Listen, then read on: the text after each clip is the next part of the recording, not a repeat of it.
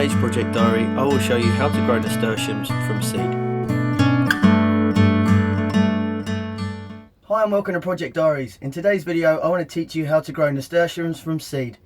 Now if you don't know what these are, I have talked about these in previous videos. They're basically a really good edible flower and a great companion plant.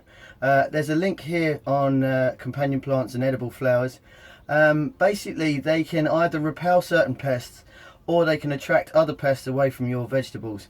And they just work really well. Plus they're a really beautiful flower.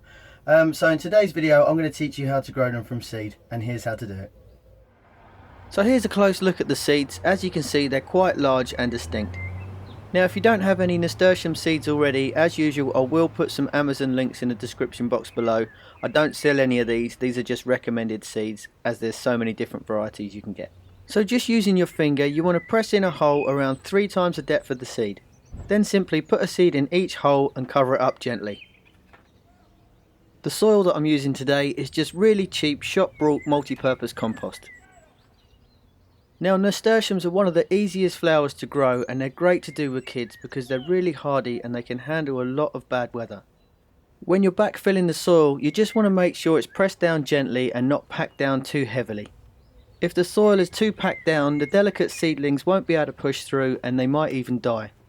Nasturtiums also don't mind growing in poor soil, so you don't need to use fresh soil through this. They also don't need any fertilizers or feed throughout their entire growing period, so they're really easy to grow.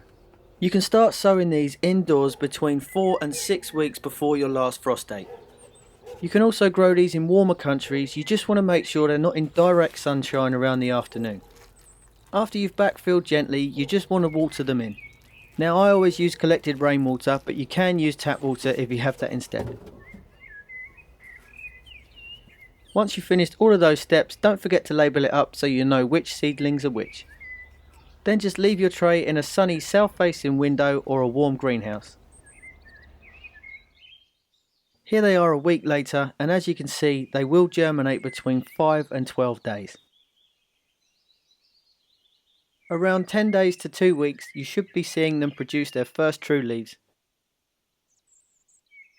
And after around 2 weeks, you should start seeing their distinctive leaf pattern. Nasturtiums are extremely quick growers, so you should start seeing some great results just after the first month. I'm just going to leave those to grow for a little bit while I give you some more information about nasturtiums. Now there's over 50 different varieties of nasturtium that you can get, but there's 3 main types. These are low growing, trailing or climbing. They also come in many different colours such as yellows, orange, red, burgundy, peach or cream. Here's a popular variety known as Alaska. You can get these in mixed colours. Other varieties are the dual cherry nasturtiums, and they also come as the dual mixed. I also like the Gleaming Gold as they have a similar head to marigolds.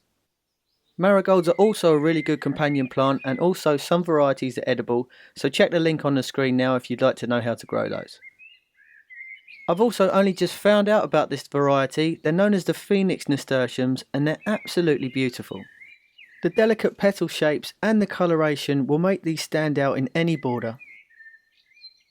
Also the Canary Creeper variety looks just like a canary in flight spreading its wings. And I think I'm definitely going to get some of these to grow for Grandad this year, especially as yellow is my favourite happy colour. And also some of my favourites are the Black Velvet variety. I'm also going to grow the same name in petunias this year, and I've just finished recording that video and I will upload it soon, so don't forget to subscribe. I really like this variety. The Empress of India produces a stunningly bright red. And here's another variety that I'll be growing for the first time this year, and that is Dayglow. These are a fantastic variety to use in hanging baskets, and they're also Grandad's favourite, so I will be doing another video on how to grow hanging baskets later on this year. So let's go back to the growing process and see what they look like after 4 weeks. So these are coming on really nicely. Now unfortunately we've had a hell of a lot of cold weather, so I've not been able to transplant these a few weeks ago. You can see that there is quite a lot of root system in there. So I'm just going to take the risk. As you can see, it's a little bit still too cold, but I'm going to take the risk and transfer these into a bigger pot. Now these will self-seed and spread, so it's better to keep them in a self-contained pot rather than planting them straight into your garden. So what I'm going to do is get a bigger pot, which is about 12 inches to 15 inches, and transplant a few of these in, and I'll do that now and show you. But what I mean, you can see how beautiful these are. They're growing really nice new shoots. They're really strong. They did start off a little bit leggy, so you can see the base is slightly thinner than this part here, but it should be okay to bury that a little bit more.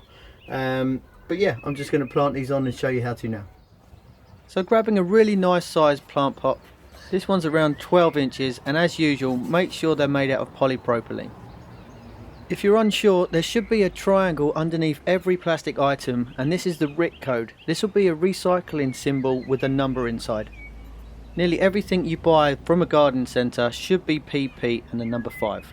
Polypropylene is one of the safest plastics you can use while growing, and this will ensure that there's no leaching going on into the soil. And again, there's no need to use fancy compost here, so I'm just using last year's mix that I've sieved out all the roots. Then all you need to do is dig a hole roughly the same size as your seedling's plant pot. Picking up your seedling gently, tip it upside down between your fingers and give the pot a squeeze. Once you've done this, tease out the root system gently. This will ensure the roots go into the new soil. Then just place the seedling in the hole and backfill gently. Again, making sure you don't push the soil down too hard because you want this root system to branch out. But you also want the soil to be firm enough in order for the plant to be stable. Once you finish doing that, repeat this process until the pot is full. Also, try not to bury the plant any deeper than the original soil line. So here's what it should look like once you've finished planting all of them in. You want to leave a few inches gap between each plant, as they will bush out a lot more. And as you can see, I've used 1, 2, 3, 4, 5 plants in this, and I might put another one in the centre.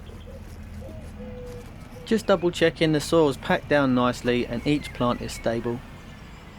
You then want to give them a really thorough and deep watering in, making sure you water at the base of each plant and around the edges. But like I say, nasturtiums are really easy plants to grow. They don't need that much TLC. You just want to keep an eye on the soil and make sure it's moist and not soaked or too dry. Also, as I said before, you really don't need good quality soil when growing nasturtiums. In fact, the better the soil it is, the less likely you are to produce lots of flowers, and you may end up just growing lots of greenery. If this is the case, you can trim them back a few times throughout the growing season in order to hopefully grow more flowers. Then all you need to do is leave your container in full sunlight if you live in England, or if you live in a hotter country, you want to make sure these get a little bit of shade in the afternoons. Now, depending on variety and growing conditions, nasturtiums can take between 35 and 52 days to bloom. They're an incredibly versatile flower, and it's always best to deadhead the flowers once they start to wilt to encourage new growth.